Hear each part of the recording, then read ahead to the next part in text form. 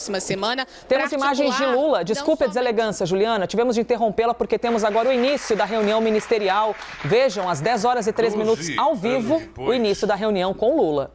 Nós estamos de volta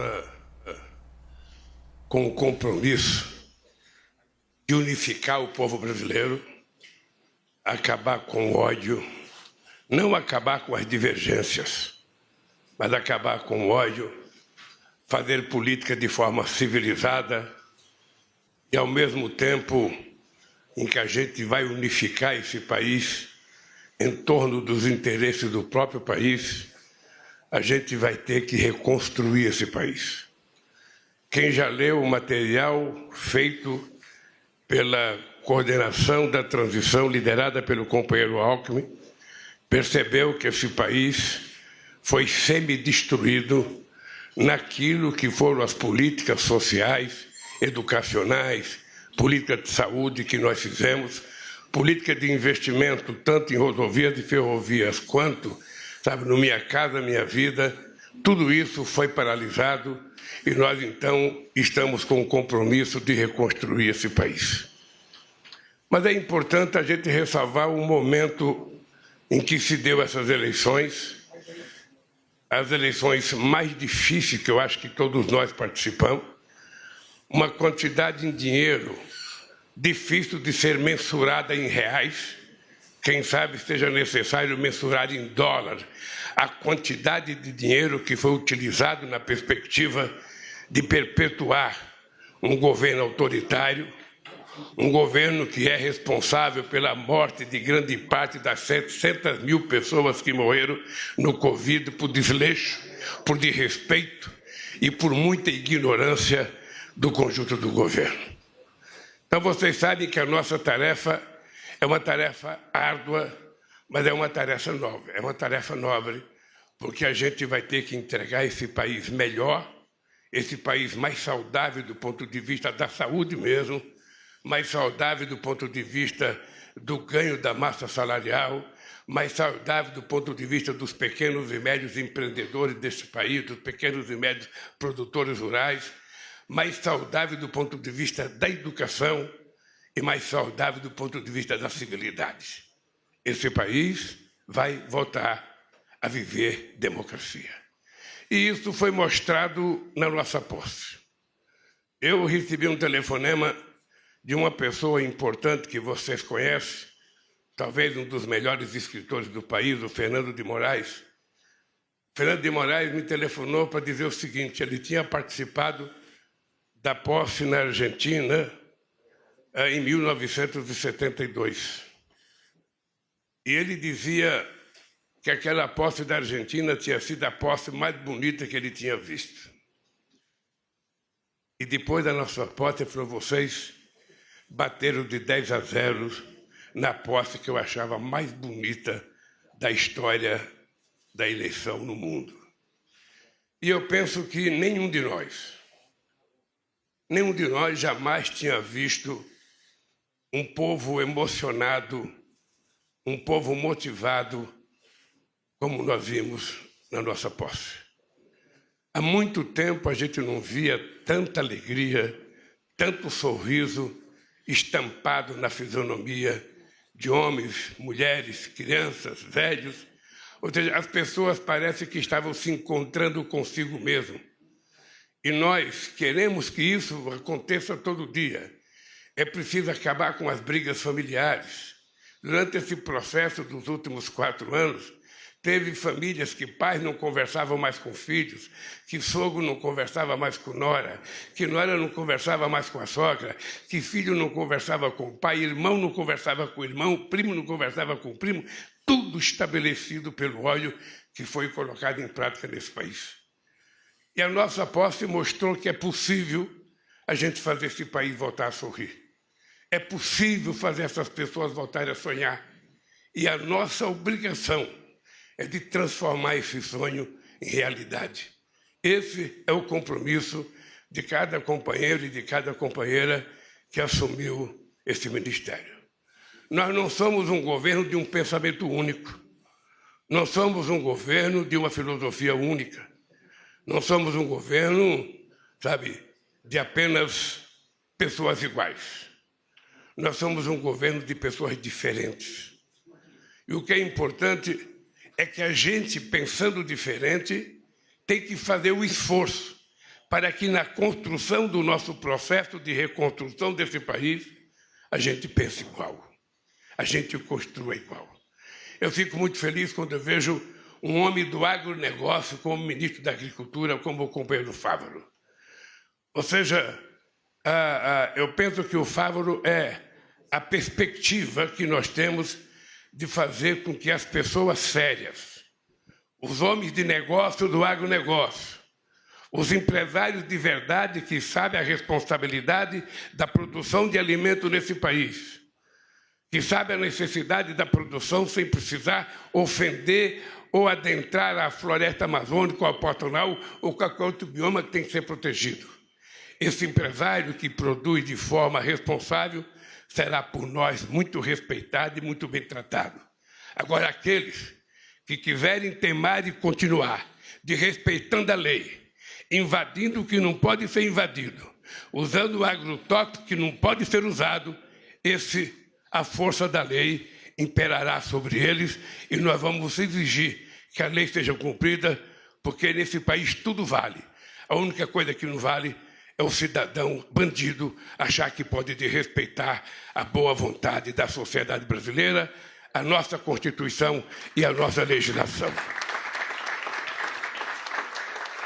Todos nós sabemos o compromisso extraordinário que nós assumimos durante a campanha com a volta do crescimento desse país, com a geração de empregos e com o crescimento da massa salarial.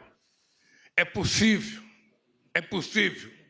a gente fazer a economia voltar a crescer, é possível a gente voltar a crescer com muita responsabilidade, é possível a gente voltar a crescer com distribuição de renda e de riqueza, e é possível a gente gerar um emprego em que garanta ao trabalhador um pouco de seguridade social. Nós queremos efetivamente investir muito no fortalecimento do sistema cooperativo nesse país. Queremos investir muito no micro e pequeno empreendedor. Queremos investir muito no pequeno e médio empresário. Mas nós queremos que o trabalhador tenha um mínimo de seguridade social, que ele tenha garantia de previdência, que ele tenha garantia de registro, que ele tenha garantia de que quando, por motivo qualquer, ele estiver em possibilidade de trabalhar, o Estado garanta a ele o mínimo de segurança, porque senão a gente não terá um mundo de trabalho sadio e saudável, a gente terá um mundo de barbárie. Todo mundo sabe o nosso compromisso com a educação. E na educação eu fiz questão de convidar o companheiro Camilo para ser o ministro da Educação, porque dentre todos os estados brasileiros, o Ceará é o estado que ao longo de muitos anos vem tendo a mais importante história de educação fundamental e de ensino básico. Ou seja, inclusive talvez seja o estado com mais quantidade de escolas em tempo integral. E quando eu trouxe o Camila, eu também queria trazer a Isolda, que é a secretária nacional de Educação Básica, porque sobre as costas dela pesa também a responsabilidade de ter sido uma grande educadora e, portanto, meu caro Camilo, você sabe que você tem responsabilidade. A semana que vem, eu já quero ter uma reunião com você para discutir o que a gente vai visitar, sabe, de reforma em escola, porque nós temos 4.000 obras na área da educação paralisadas. Eu não sei se é creche, não sei se é universidade, não sei se é Instituto Federal, mas o que tiver, a gente vai ter que colocar a mão na massa para que a gente possa produzir e reconstruir, melhorando a educação, gerando emprego e pagando os salários que o povo brasileiro precisa ganhar. Porque, na verdade, o que dá mais orgulho ao povo é trabalhar e, pelo seu trabalho, receber o seu salário e sustentar a sua família. Essa é a forma mais dignificante para um trabalhador e uma trabalhadora conseguir sobreviver. Nós sabemos, Nisa, a responsabilidade que está nas suas costas na área da saúde. Essa é uma área que passa ano, entra ano, passa ano, entra ano. E a saúde sempre está um pouco ausente daquilo que é o sonho do povo brasileiro. nós chegamos a avançar. Nós chegamos com farmácia popular, com o Brasil Sorridente, com o SAMU. Nós chegamos com mais médicos, ter um avanço muito importante nesse país que simplesmente foi destruído. Em nome de combater qualquer coisa, em nome de tirar, na verdade, aquilo que estava dando certo para o povo daquelas cidades pequenas que não vê médico. Não sei se vocês sabem, mas todo mundo aqui sabe, porque todo mundo aqui já foi governador, já foi prefeito, já foi deputado. Todo mundo sabe que tem cidade nesse país que passa anos sem ver um médico. E muitas pessoas morrem sem ser atendidas pelo tal do especialista, porque ele não tem vaga. Às vezes ele vai no médico, às vezes ele vai numa UPA, é consultado, pede uma consulta no especialista, ele vai marca-se para 12 meses, para 13 meses, para 9 meses, às vezes a pessoa morre sem ter direito a esse médico. Se nós não resolvermos esse problema, nós não estamos fazendo jus ao voto e à expectativa que esse povo depositou em nós. Por isso, meus queridos companheiros e companheiras, nós estamos fazendo essa reunião aqui. Eu sei que nenhum de vocês ainda montou o governo. Nenhum de vocês ainda montou o ministério. Só foi dado a vocês o direito de escolher o secretário executivo e o chefe de gabinete. É importante que até, possivelmente, depois do Rui vai falar, até o dia 24, quem sabe, já tenhamos o governo todo montado. Eu só queria que vocês levassem em conta. Primeiro, eu não tenho vergonha de dizer que nós vamos montar o governo com gente da política muito competente. Vamos montar o governo com gente técnica muito competente. Eu não faço distinção e não quero criminalizar a política. Todo mundo sabe da nossa responsabilidade. Todo mundo sabe que a nossa obrigação é fazer as coisas corretas, é fazer as coisas da melhor forma possível. Quem fizer errado sabe que tem só um jeito. A pessoa será simplesmente, da forma mais educada possível, convidada a deixar o governo e, se cometeu algo grave, a pessoa terá que se colocar diante das investigações e da própria justiça. Eu já carreguei na pele muitas coisas ruins. Eu já presidi esse país 8 anos e fiz muitas reuniões nessa mesa. A mesa era menor. Não era tão grande e tão sofisticada, era mais rústica. Mas essa aqui está mais bonita. E eu só tenho um compromisso com esse país. Primeiro, ser honesto com o povo brasileiro e ser leal e honesto com vocês. Eu, primeiro, sou grato a todos vocês terem aceito o convite que foi feito para vocês fazerem parte do governo. Segundo, muitos de vocês são resultado de acordos políticos, porque não adianta a gente ter o governo tecnicamente mais formado em Harvard possível e não ter um voto na Câmara dos Deputados e não ter um voto no Senado. É preciso que a gente saiba que é o Congresso que nos ajuda. Nós não mandamos no Congresso, nós dependemos do Congresso e, por isso, cada ministro tem que ter a paciência e a grandeza de atender bem cada deputado, ou cada senador, ou cada senadora que o buscar. Porque, senão, quando a gente vai pedir um voto, que a gente vai falar com o deputado ou com o senador e diz: não, eu não vou votar porque eu fui em tal ministério, nem me receberam, me deram um chá de cadeira de 4 horas, o ministro nem serviu um cafezinho, uma água. Eu não quero isso. Nós temos que saber que nós é que precisamos manter uma boa relação com o Congresso Nacional e cada um de vocês, ministros, tem a obrigação de manter a mais harmônica relação com o Congresso Nacional. Não tem importância que você divida de um deputado ou do senador. Quando a gente vai conversar, a gente não está propondo casamento. A gente está propondo aprovar uma tese ou fazer uma aliança momentânea em torno de algum assunto que interessa ao povo brasileiro. E eu quero dizer para vocês que vou fazer a mais importante relação com o Congresso Nacional que eu já fiz. Eu já tive 8 anos na presidência e eu quero dizer aos líderes, ao Jacques Wagner, ao Guimarães, ao Randolph, que dessa vez vocês não se preocupem, que vocês vão ter um presidente disposto a fazer tantas quantas conversas for necessário com as lideranças, com os partidos políticos, com o presidente Rodrigo Pacheco e com o presidente Arthur Lira. Não tem veto ideológico para conversar e não tem assunto proibido em se tratando de coisas boas para o povo brasileiro. Então eu quero que vocês saibam, que vocês contem comigo, porque eu tenho consciência que não é o Lira que precisa de mim. É o governo que precisa da boa vontade da presidência da Câmara. Não é o Pacheco que precisa de mim. É o governo que precisa, sabe, de um bom relacionamento com o Senado. E assim nós vamos governar esses 4 anos. Eu tenho dito para todo mundo que esse será o mandato da minha vida. Todo mundo sabe que eu tenho obsessão para acabar com a fome nesse país. Eu tenho uma obsessão para garantir e melhorar a saúde para esse povo.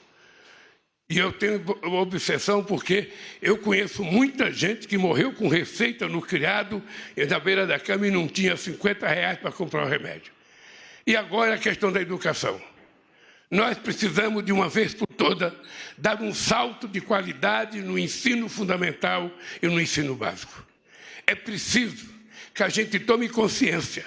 Se a nossa criança não for bem formada no ensino fundamental, no primeiro, no segundo, no terceiro, no quarto, na 5ª série, se ele não for bem formado, ele terá mais dificuldade de amanhã se transformar numa pessoa intelectualmente mais preparada, num profissional mais preparado.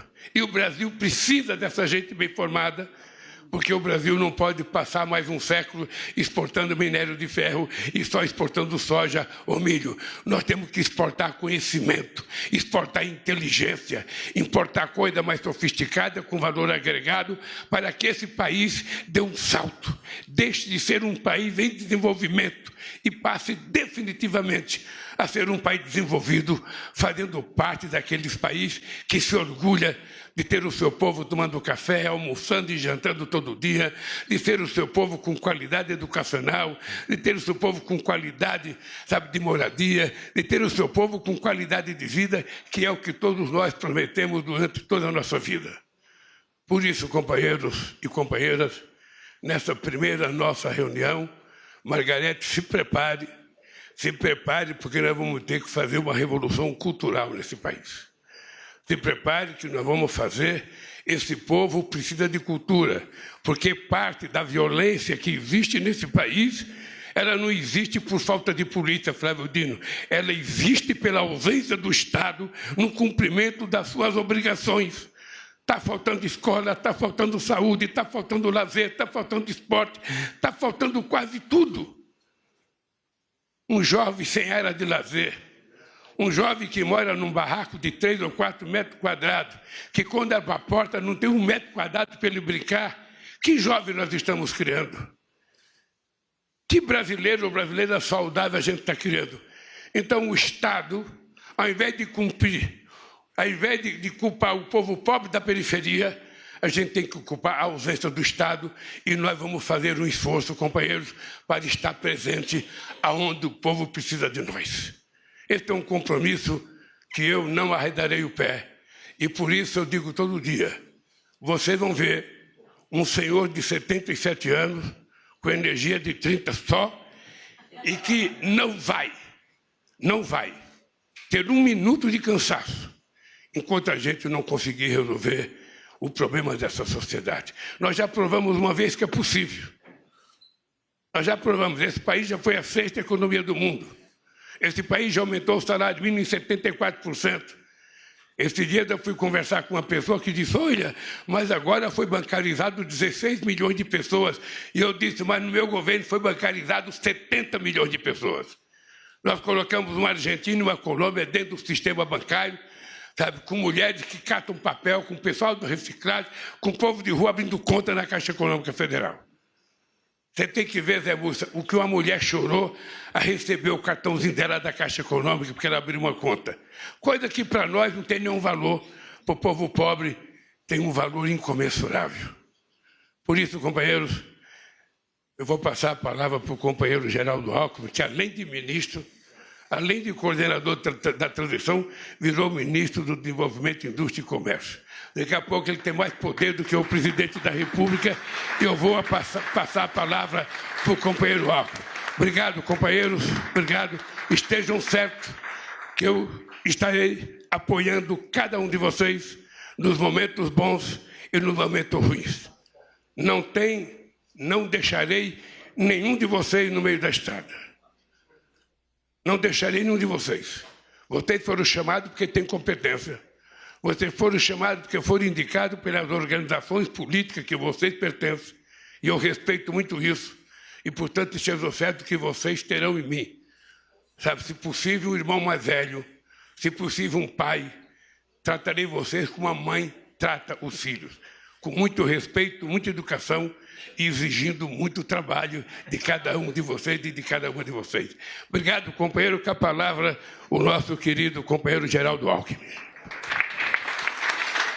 10h24. Seguimos ao vivo aqui na CNN, acompanhando a primeira reunião ministerial do governo Lula. O presidente Lula disse que na posse com o ministro eu falei muito, então eu vou falar pouquinho para compensar.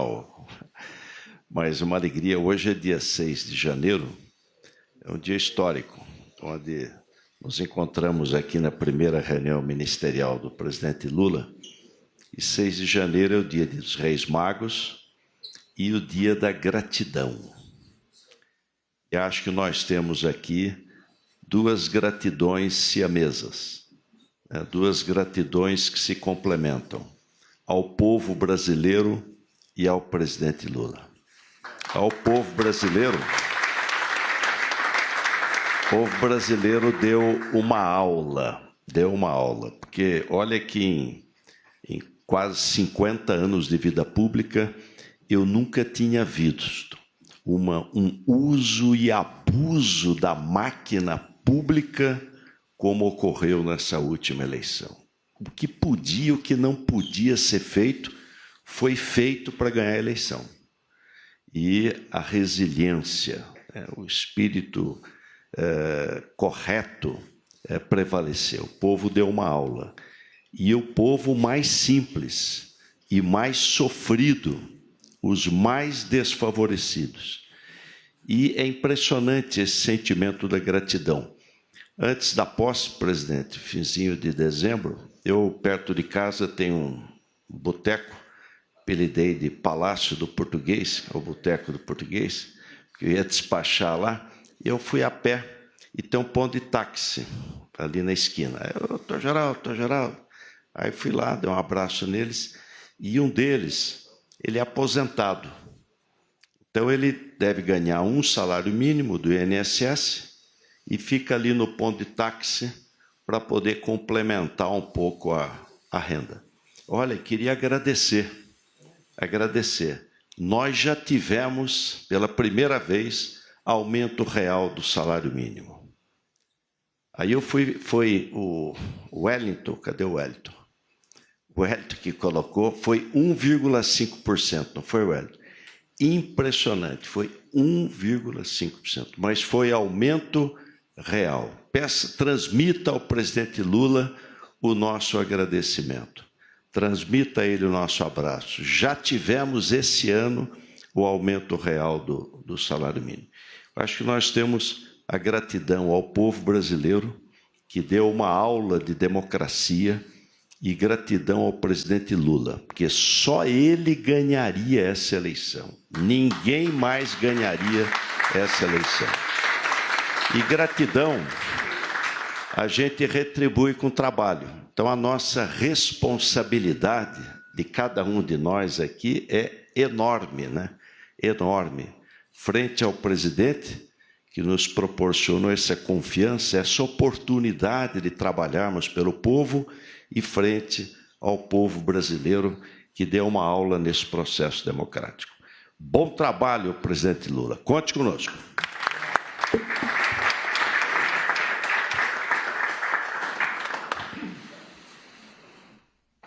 Companheiro Rui Costa. Tu que vai, o maestro vai coordenar ali.